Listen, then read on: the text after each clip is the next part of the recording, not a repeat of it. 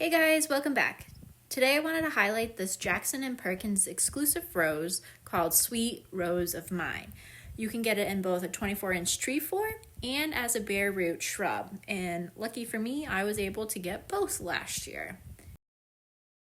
I found that the rose tends to bloom in these small sprays, typically like 5+ blooms per spray.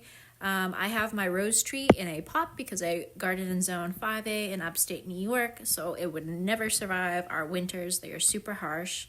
I always love to start seeds in the winter, and I usually like to have like herbs and small pansies and whatnot in my rose pots.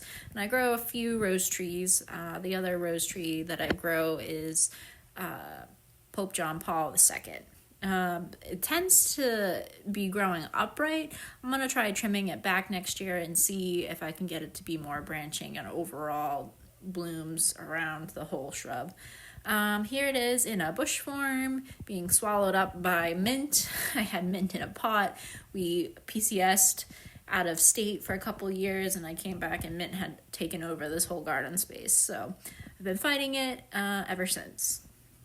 But it's a really sweet novelty form, cupped flower shape, light pink. It repeats well. The shrub itself seems to be more compact.